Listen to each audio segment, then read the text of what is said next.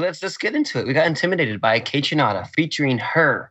And KAYTRANADA is really because of this podcast. Thank you very much.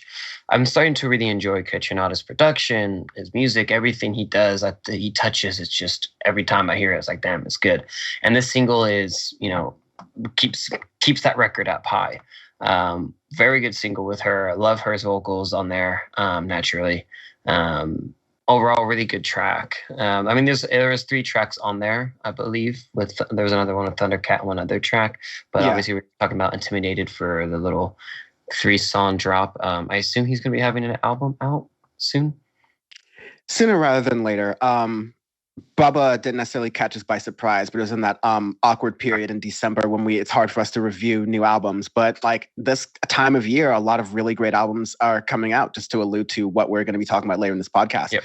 But it's a really soft track. It's not going to be anything too overwhelming. No, so that is definitely really great to have. And I am just, really liking these really nice little drops from artists, getting a little sense of where their sound might be to come. I would love if KAYTRANADA did this like more muted kind of idea thing throughout more of his music later on. I only listened to the first single, first song, Intimidated, off the EP. I didn't listen to the whole thing, but I'll be interested to see where that goes. Yeah, agreed. Second single, we have Meant to Be by Norman Lake. It's along with the music video. It's actually a really fun track. I like it. It reminds me, I cannot think of the artist's name, but there's an Alaskan indie artist where the vocals remind me of it a lot. I'll think of it randomly in the podcast. It'll hit me.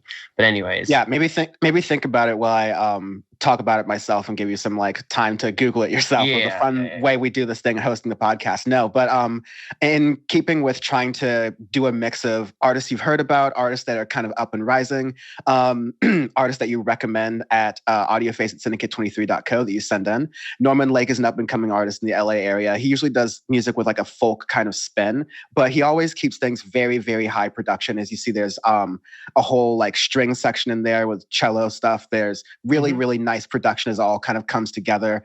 The fun that Sean was kind of alluding to is Norman Lake dressed as a mummy, essentially, in the video. That's in this really interesting sort of like desert setting.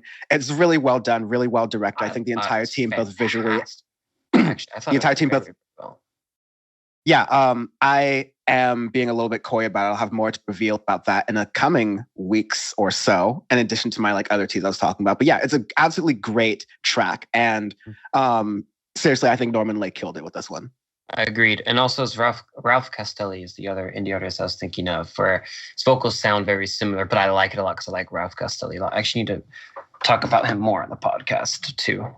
I think that's a really good comparison, a great compliment. I like the vocals in this. I like, the instrumentation, the way it all comes together, just really well executed. Definitely check out more of Norman Lake. You can follow him on Instagram at Norman Lake Music, by the way. And next single, we have Me, Me, Me by 100 Gex. I had to give this one to Dan because, he's a big 100 Gex fan, and he didn't even want to do the single, but I'm the one who put the single in, so don't say I don't work hard for this damn podcast. I actually really like the track. It's extremely Gex. It's extremely 100 Gex. Fast-paced, crazy, weird, and the music video makes me extremely uncomfortable. Yeah, so first of all, just to clear the air, it's not that I didn't want to have it on the singles list. I just didn't put it on, and wow, you're just really putting me on blast here. I'm just selecting things, and no, it's not on blast. It's glad that it's on there. I'm saying I'm a good friend, damn it. Okay, yes, definitely. I'll agree with that. Thank you for indulging me, I guess. The music video is definitely very wild. They're carrying on the torch from Death Grips and making wild music videos. It's like shot from the mouth in certain points. And in addition to that, it's one of those lenses that's almost like fisheye. So it's very disorienting. I encourage you not to eat or drink anything or even like move while you're watching this video. If you choose to watch the video, God bless. But it is it also kind of, rather than a lot of 100 Gex, of course, 100 Gex tracks are really chaotic. This one keeps to a really kind of standard, like 4/4 punk rock kind of signature. So it could be approachable in that way. But I think they are coming with an album soon, and I'll definitely be looking forward to that. I like it. Last single, we have 2010 by Earl Sweatshirt. First real single since some rap songs, I believe, if I am correct. And continuing on the tradition of some rap songs of being shorter songs. It's a short track, about 2.5 minutes long, but it's fantastic. I really, really like this track. Production, vocals, everything on here. It's just, yeah, I was honest, very, very impressed with Earl Sweatshirt with the track. Yeah, Earl Sweatshirt just continues on this. It's experimental. It's got a little bit of edge to it. It is Earl Sweatshirt continuing to do what he does best. If anything, the thing he misses on is just more of like a consistent release timeline. Like I think he could have more hype around himself, but maybe he's very content with not having that. It's fine. Yeah. He takes his time with everything, which I love, because if you're going to release this, just like really good music in between and whatnot, then take your time with it. Let it marinate. Let your ideas really get drawn out instead of just album after album. But I love it because it's the keyboards actually remind me of MGMT-ish keyboards in the middle of like that's kind of popping out throughout the track. The beat sounds like early 2010s beat, which is funny because obviously the track is called 2010. But it's very good overall. I'm excited for his new record whenever that releases. Yeah, it will happen at some weird point, and for all we know, the album cover will freak Sean out again, like some rap songs did. But we'll definitely review it when it comes out. And a lot of these tracks we've added to our 2021 AF playlist, which you can check out at the link in the description of this video underneath the like button, which you should also press, underneath the subscribe button, which you should also press. Or if you're listening to the podcast, you can see that link as well in the description of the podcast.